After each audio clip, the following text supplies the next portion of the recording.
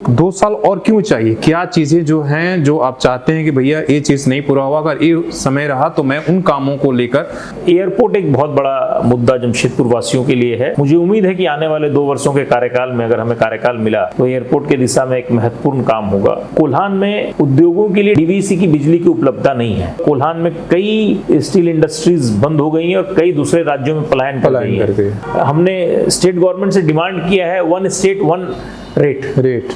तो इस दिशा में काम हो रहा है। हमें उम्मीद है कि आने वाले दिनों में ये काम होगा। ये भी आश्चर्य होगा कि पहले यहाँ पर पासपोर्ट शायद 60 प्रतिदिन बनता था और सिंहभूम चेंबर के प्रयास से वो 90 प्रतिदिन बनने लगा है। अभी भी हम लोग इसको प्रयासरत हैं कि इसका 150 कैपेसिटी बढ़ाना। सुनने में जहां तक आया है कि आपके जो पूर्व प्रेसिडेंट है, हालांकि उनके साथ भी आपने किया है कि एक टीम उधर भी बन रही है, तो प्रतिद्वंदिता कहीं न आपको दिखेगा। कैसे मतलब निपटे कहेंगे? क्या कोई रणनीति बनाया है, कोई फॉर्मूला बनाया है? मुझे उम्मीद है कि जिस तरह से पिछली बार लोगों ने अपना प्यार, समर्थन और भरोसा हम पर जताया था, वो प्यार भरोसा पुनः इस बार जताएंगे।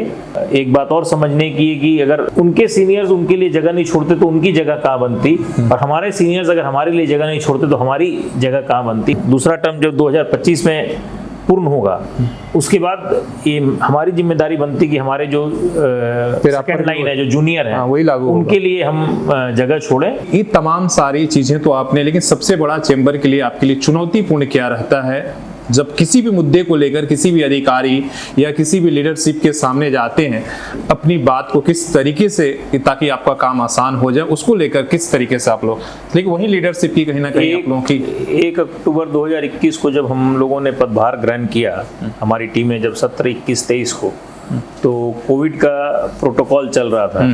उस वक्त रात्रि 8 बजे दुकानें बंद करने, बाजार बंद करने का नियम था। कई तरह के नियम, संडे को पूर्णतः बंदी का नियम था और तरह तरह के कोविड बंदिशें थी हम लोगों के सामने। चूंकि जमशेदपुर एक औद्योगिक शहर है, यहाँ रविवार का बाजार का एक अधिक महत्व है। कुछ जो कंज्यूमर सेक्टर्स के दुकानें हैं, कपड़े के, जूते के, इलेक्ट्रॉनिक्स के, मोबाइल्स के, उन लोगों का कहना है कि हमारी 5 दिन की बिक्री, 4 दिन की बिक्री और संडे की बिक्री एक ही रहती है, बराबर होती है। तो संडे का बंदी उन लोगों के लिए एक बहुत नुकसानदायक सिद्ध हो रहा था। हम लोगों ने इस मुद्दे को बहुत एग्रेसिव वे में उठाया और मुझे इस बात की प्रसन्नता है कि जमशेदपुर पश्चिम के विधायक और हम लोगों के मंत्री, माननीय स्वास्थ्य आपदा मंत्री श्री बन्ना गुप्ता जी ने व्यापारी भावनाओं का सम्मान किया और इसको तत्काल प्रभाव से उस नियम को शिथिल किया और फिर निरस्त किया और व्यापारी बंधु पुनः अपने रविवार की बंदी से मुक्त हुए, रात्रि 8 बजे की प्रतिबंध से मुक्त हुए। क्योंकि कई दुकानों में माल डिस्प्ले किया जाता है, 8 बजे बंद करना मतलब 7, सवा 7 बजे उनको दुकान बढ़ाना शुरू करना पड़ता है। तो नेतृत्व का ये सबसे बड़ा ये होता है कि हम जो जनहित की बात है, जो व्यापारी हित की बात है, जो उद्योगपतियों की हित की बात है, जो चेंबर ऑफ कॉमर्स का जो काम है, वो हम सही तरीके से स्थानीय प्रशासन की चाहे के लिए बात हो, चाहे राज्य सरकार की बात हो, उनको प्रभावशाली तरीके से बात को रख सकें और उनसे उसका रिजल्ट व्यापारी हित में ले सकें। कई बार ऐसा होता है कि जैसे आप भाई, ये तो व्यापारी और बड़े लोग हैं, जब आप अपनी बात सरकार के सामने या किसी भी नियम कानून से, आपने कहा कि 2% जो बाजार समिति का शुल्क फिर से वापस आ रहा था, राज्यपाल के यहाँ पहुंच गया था कैबिनेट के से, तो वो समझाना नहीं, तो सामने वालों को सीधे लगता है कि ये तो अपने हित की बात कर रहा है, ठीक है, ये तो अपने सिर्फ फायदे की बात करे, जनहित की नहीं। तो बड़ा डिफिकल्ट होता हुआ कि ये समझाना कि नहीं, इसमें जो है कहीं ना कहीं सरकार का भी नुकसान है, आम लोगों का भी नुकसान हो। ये चुनौती बहुत ये होता होगा बात बताना कि नहीं, जो हम बात कर रहे हैं इससे मैं सिर्फ अपनी फायदे की बात नहीं कर रहा हूँ, इसलिए कि व्यापारी, उद्योग जैसे लोग सुनते हैं, जो सरकार है वो समझता है कि नहीं भाई ये तो सिर्फ अपनी फायदे की बात कर रहा है कि जीएसटी घटा दो, इनकम टैक्स कर दो, हमको ये सुविधा दे दो। तो कैसे आप उसको? आपने बिल्कुल सही कहा। और इस समय भी जब 2% बाजार शुल्क लगाने की बात थी, तो हम लोगों ने एक चार्ट बनाया कि अगर आप 2% बाजार समिति शुल्क लगाते हैं तो झारखंड राज्य को राजस्व के रूप में इतना रुपया की प्राप्ति होगी झारखंड से, और इतने रुपए का जीएसटी का नुकसान होगा। प्रश्न पूछा गया कि भाई जीएसटी का नुकसान कैसे होगा, तो हम बताए कि भाई पूरे झारखंड का जो भौगोलिक स्ट्रक्चर है वो सीमावर्ती राज्यों से सटा हुआ है, जहां पर ये बाजार समिति का शुल्क नहीं है। अगर हम लोग जमशेदपुर की बात करें तो 70 किलोमीटर उड़ीसा रायरंगपुर है, 70 किलोमीटर दूर बंगाल में बलरामपुर है। ये दोनों राज्यों में बाजार समिति शुल्क नहीं है। तो अभी जो व्यापारी यहाँ पर माल मंगाते हैं, अपने नाम से मंगाते हैं और बाजार समिति में माल बेचते हैं, लेकिन अगर वो बाजार समिति शुल्क लग जाता है तो डेली छोटी गाड़ी में माल वहां से आएगा और खाली होगा। तो वर्तमान समय में जो राज्य को जीएसटी के माध्यम से राजस्व की प्राप्ति हो रही है वो भी नुकसान होगा, पहली। दूसरी, आप 2% बाजार समिति शुल्क लगाते हैं तो आपको उसको लगाने के लिए जो कर्मियों की बहाली करनी पड़ेगी, उसको जो राजस्व वसूली के लिए जो इंफ्रास्ट्रक्चर डेवलप करना पड़ेगा और जो खर्चा करना पड़ेगा वो उतना नहीं आएगा कि आप उतना खर्चा करके उसे, क्योंकि इसको निरस्त भी इसलिए किया गया था कि राज्य सरकार ने ये पाया था कि इसकी वसूली की जो रकम है उसको वसूली करने में जितना खर्च किया जाता है उससे कम, मतलब कम है या वो कोई तर्कसंगत नहीं है। इसी बोल करके इसको जब 2014-15 में निरस्त किया गया था, 2015 में जब इसको हटाया गया था तो उसी दृष्टिकोण से हटाया गया था कि राज्य के लिए अनुपयोगी है। देखिए 2 साल का कार्यकाल कंप्लीट होने वाला है, चुनाव का माहौल चैम्बर में आ गया है इस बार, तो आपके इस बार भी, हालांकि पिछली बार तो आप निर्विवाद मतलब लास्ट तक निर्विरोध और सर्वसम्मति से आप अध्यक्ष बने थे।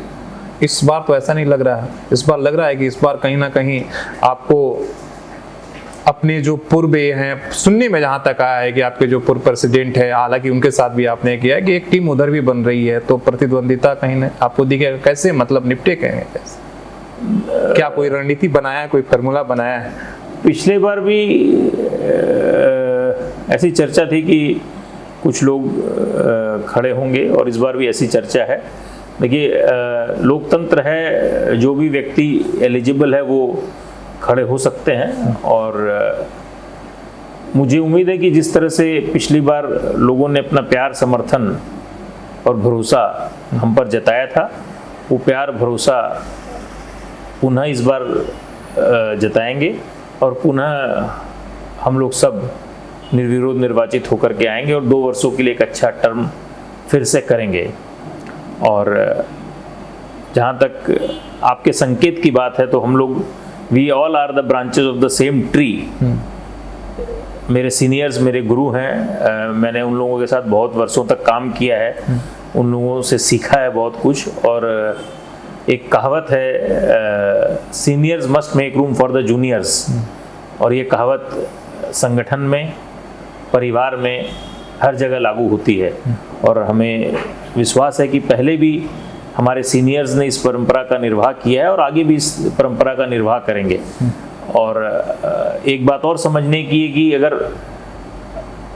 उनके सीनियर्स उनके लिए जगह नहीं छोड़ते तो उनकी जगह कहाँ बनती, और हमारे सीनियर्स अगर हमारे लिए जगह नहीं छोड़ते तो हमारी जगह कहाँ बनती। और आज हम 2 साल बाद फिर जब 2025 में, मतलब तीसरा जो टर्म है, 2 बार ही आप बन सकते हैं। 2 बार दूसरा टर्म जब 2025 में पूर्ण होगा, उसके बाद ये हमारी जिम्मेदारी बनती कि हमारे जो सेकंड लाइन है, जो जूनियर है, वही लागू उनके लिए हम जगह छोड़ें और पुनः हम इस पर अपना दावा न करें।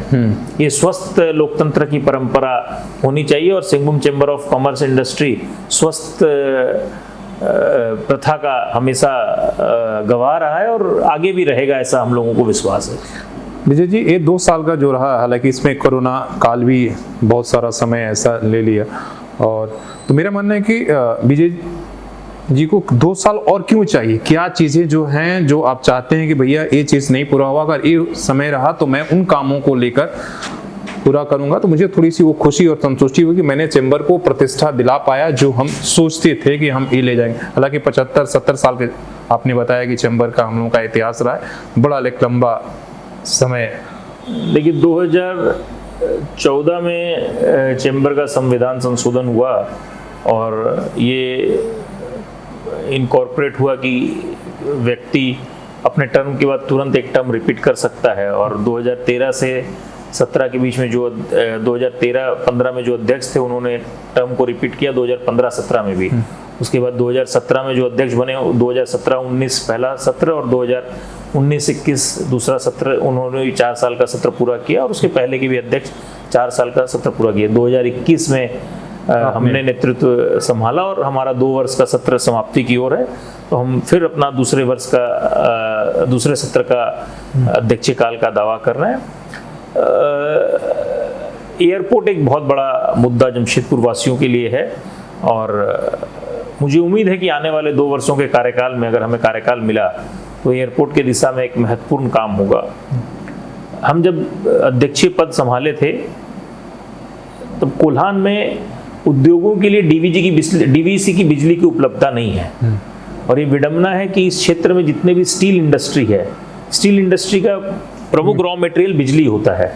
ये इंडस्ट्रियल क्षेत्र है, इंडस्ट्री चल रही है बहुत सारी, कुछ के पास झारखंड इलेक्ट्रिसिटी की लाइन है, कुछ के पास जुस्को की लाइन है। इन दोनों का बिजली दर का यूनिट लगभग 5 रुपये 60 पैसा है और झारखंड के 7 राज्यों में डीवीसी की बिजली की आपूर्ति है उद्योगों के लिए, जिसका रेट 3 रुपये 60 पैसा यूनिट के प्रति है।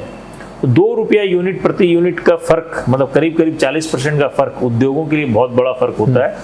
तो ये स्थिति कई वर्षों से बनी हुई है और कोल्हान में कई स्टील इंडस्ट्रीज बंद हो गई हैं और कई दूसरे राज्यों में पलायन कर गई है।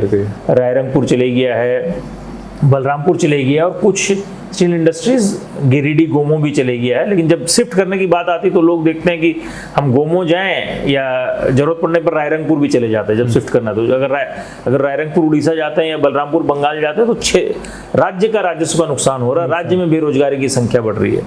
तो हम जब अध्यक्षीय काल संभाले थे तब तक झारखंड सरकार के कोई भी लोग इस मामले से जानकार नहीं थे, कभी भी इस मामले को इस तरीके से उठाया नहीं गया था। तो हम लोगों ने स्थानीय उपायुक्त महोदय, तीनों जिला के उपायुक्त, कोल्हान प्रमंडल के आयुक्त, बिजली विभाग के चेयरमैन, मुख्य सचिव, मुख्यमंत्री, स्थानीय विधायकों, स्थानीय मंत्री, प्रभारी मंत्री श्री मिथिलेश ठाकुर, सबके संज्ञान में ये बात लाई कि इस तरह का एक राज्य में अलग अलग बिजली दर की व्यवस्था कहीं ना कहीं उद्योगपतियों के साथ सौतेला व्यवहार है। और अधिकांश पदाधिकारियों और नेताओं ने इस बात पर सहमति व्यक्त की और आश्चर्य व्यक्त किया कि ऐसी व्यवस्था चल रही है। हालांकि उसमें अभी तक कोई सकारात्मक परिणाम हुआ नहीं है, लेकिन इतनी बड़ी व्यवस्था है, इतना बड़ा राज्य है, तुरंत कोई भी चीज़ नहीं होता है। लेकिन मुझे इस बात की प्रसन्नता है कि आज राज्य का एक एक पदाधिकारी इस बात से अवगत है कि ऐसी व्यवस्था चल रही है और उस दिशा में कार्य हो रहा है। उस दिशा में ये सोचा जा रहा है कि कैसे हम लोग रेट को ठीक करें, कैसे हम डीवीसी की बिजली को एनओसी देना है या डीवीसी की बिजली की आपूर्ति करानी है या रेट को सब्सिडाइज करना है। हमने स्टेट गवर्नमेंट से डिमांड किया है 1 स्टेट 1 रेट, सही बात, 1 टैरिफ। तो इस दिशा में काम हो रहा है। तो जब व्यवस्थाएं बड़ी होती हैं तो समय भी थोड़ा लगता है। हमें उम्मीद है कि आने वाले दिनों में ये काम होगा। चैम्बर ने इन 2 वर्षों में देखिए काफ़ी अच्छा कार्य किया है। जियाडा जो है, जो पहले आयडा के नाम से जाना जाता था, Singhbhum chamber of commerce and industry को पहली बार जियाडा में रिप्रेजेंटेशन मिला है लैंड अलॉटमेंट कमेटी और प्रोजेक्ट क्लियरेंस कमेटी में। Singhbhum chamber of commerce and industry के रिकमेंडेशन पे ही ये जो toll bridge, Adityapur toll bridge, उसमें फास्टैग शुरू हुआ। पहले उसमें फास्टैग नहीं था। Singhbhum chamber of commerce industry ने यहाँ के व्यापारियों के लिए टाटा स्टील के vendor, Tata steel procurement department के लिए ओपन मीटिंग कराई, जिसमें जमशेदपुर के व्यापारी उपस्थित होकर के टाटा स्टील के प्रोक्योरमेंट डिपार्टमेंट से सीधे सीधे रूबरू हो सके और अपनी जिज्ञासा। एमडी भी आए थे बीच में, जब आए थे तो आपने सारी बातें रखी थी। एमडी आए थे तो हम लोगों ने व्यापारी उद्योगों की बात, चूंकि टाटा टाउन मेंटेन करता, उसकी बातें रखी थी और बहुत अच्छे वातावरण में बात हुई थी। और एमडी ने एश्योर किया था कि हम लोग लोकल वेंडर्स को प्रेफरेंस करेंगे। और उसके बाद ही हर क्वार्टर में टाटा स्टील के साथ सिंगभूम चैम्बर की मीटिंग हो रही है। और कई अभी हाल में हम लोगों ने एक वेंडर ट्रेनिंग प्रोग्राम कराया था कि वेंडर जो ट्रेनिंग कराना चाहते हैं, जो वेंडर बनना चाहते हैं, वो किस तरह से टाटा स्टील में फॉर्म भर्ती करें, कैसे वो अपना वेंडर रजिस्ट्रेशन करा सकें। तो निश्चित तौर पर इस तरीके से लगातार चैम्बर काम करते रहा है। आपको ये जान करके ये भी आश्चर्य होगा कि पहले यहाँ पर पासपोर्ट शायद 60 प्रतिदिन बनता था और सिंगभूम चैम्बर के प्रयास से वो 90 प्रतिदिन बनने लगा है, जो कि इस सेंटर की सबसे हाईएस्ट कैपेसिटी में है। और हम लोग पहले सेंटर भी नहीं था तो कुछ साल पहले ही यहाँ चेंबर के पर प्रयास से ही पहले रांची में आरंभ जाना हुआ पड़ता था। तो अभी भी हम लोग इसको प्रयासरत हैं कि इसका 150 कैपेसिटी बढ़ाना किया जाए। तो जो यहाँ पर रांची में आरपीओ है, regional passport officer Namita madam, उनसे बातचीत हुई है, लेकिन 150 करने के लिए इस जगह को शिफ्ट करना पड़ेगा। उस दिशा में भी बातचीत चल रही है कि कैसे ये किया जा सके ताकि लोगों को रांची नहीं जाना पड़े या चाईबासा नहीं जाना पड़े। चाईबासा में भी 1-2 दिन का अपॉइंटमेंट मिल जाता है, यहाँ पे 30 डेज वेटिंग चलता है। तो सिंघभूम चैम्बर ऑफ कॉमर्स, जब हम पासपोर्ट की संख्या बढ़ाने की बात करते हैं तो ये सिर्फ जमशेदपुर सिंघभूम चैम्बर के सदस्यों को लाभान्वित नहीं होता, ये पूरे जमशेदपुर की जनता को लाभान्वित करता है, चाहे वो चैम्बर के सदस्य हो चाहे ना हो। हम लोगों ने एक चैम्बर ई टाइम्स बोल करके ई मैगजीन निकालने का काम किया है, जो कि चैम्बर की गतिविधियों की जानकारी समय समय पर सब सदस्यों को देता आया है। चैम्बर पहली बार ऐसा हुआ है कि चैम्बर का प्रतिनिधिमंडल महामहिम राष्ट्रपति जी से मिला है, वो हम देख रहे हैं सामने, उनको विभिन्न मुद्दों से अवगत कराया है। पहली बार चैम्बर का प्रतिनिधिमंडल लोकसभा स्पीकर से उनके कार्यालय में मिला है। हम लोगों ने टाटा जयपुर ट्रेन की मांग बहुत वर्षों पुरानी है, उसको लेकर के रेल मंत्री अश्विनी वैष्णव जी से मुलाकात की है और उन्हें बताया कि रेल लाइन काफ़ी कंजेशन में चल रही है, लेकिन मुझे उनकी बात अच्छी लगी कि मैं स्पष्ट बात बताता हूँ कि अभी कम से कम टाटा से जयपुर सीधी रेल सेवा चालू करने में हम लोगों को कम से कम 1 से 1.5 साल लगेगा। लेकिन रेल मंत्रालय इस विषय पर गंभीर है और हम लोग गंभीर चिंतन के साथ इस विषय पर काम कर रहे हैं। हम लोगों ने पीयूष गोयल जी से मुलाकात की और कैसे कॉमर्स और इंडस्ट्री को हम लोग और गति दे सकते हैं, उस विषय पर चर्चा, उनसे मंत्रणा हुई। कैसे जो ऑनलाइन ट्रेड है, ऑनलाइन ट्रेड जो कि यहाँ के स्थानीय व्यापारियों को मार रहा है, जो हम लोगों को ऑनलाइन मार्केटिंग से कोई तकलीफ नहीं, हम लोगों को तकलीफ जो ऑनलाइन कंपनियों द्वारा डीप डिस्काउंट दिया जाता है उससे है। इन तमाम मुद्दों पर चैम्बर सजग है और अनेकानेक कार्यक्रम इन 2 वर्षों में व्यापारियों को, हमारे सदस्यों को लाभान्वित करने के लिए हुए हैं। आप सभी इस बात के उन कार्यक्रमों के गवाह रहे हैं और मुझे लगता है कि चैम्बर के उद्देश्यों की पूर्ति हुई है। व्यापारी समाज, उद्यमी समाज और जनता लाभान्वित हुई हैं। मेरा कहना है कि ऐसा लगता है कुछ लोगों के भाई कि चैम्बर तो बस कुछ लोगों तक सीमित थे, इसके दरवाजे आम जो व्यापारी हैं उसके लिए कैसे आप खुलने का, मेंबरशिप लेने का, या वो आपके साथ जुड़े ताकि एक संगठन का विस्तार हो, उसको लेकर आप क्या कोई आपने अपनी कार्य रूप या एक्शन प्लान तैयार किया है जो लोगों को लगे कि भाई नए चेहरे भी आए, क्यों वही जो 50 सालों से लोग वही लोग आ रहे हैं? ये सवाल कई जगह लोग उठाते हैं कि वही लोग केवल क्यों आए, तो क्या नए चेहरे लेकर आप आएंगे? देखिए, अभी वर्तमान टीम में हमारे जो पदाधिकारी हैं, इसमें 5 पदाधिकारी ऐसे हैं जो फर्स्ट टाइम पदाधिकारी बने हैं। तो पुराने और नए का समन्वय, पुराना अनुभव और नया जोश जरूरी है। ये दोनों का समन्वय ही किसी भी विकास के लिए सुनिश्चित होना चाहिए। और मुझे लगता है कि एक मिथ था कि सिंघभूम चैम्बर बड़े व्यापारियों के लिए है या उद्योगपतियों के लिए है। कोई भी आपको व्यापारी पूरे जमशेदपुर में अगर आप कभी किसी से बात करें तो ये कोई नहीं बोल पाएगा कि हम चैम्बर ऑफ कॉमर्स गए थे तो हमको मेरी समस्या का निराकरण नहीं हुआ या मेरी समस्या को पुश ऑन नहीं किया गया।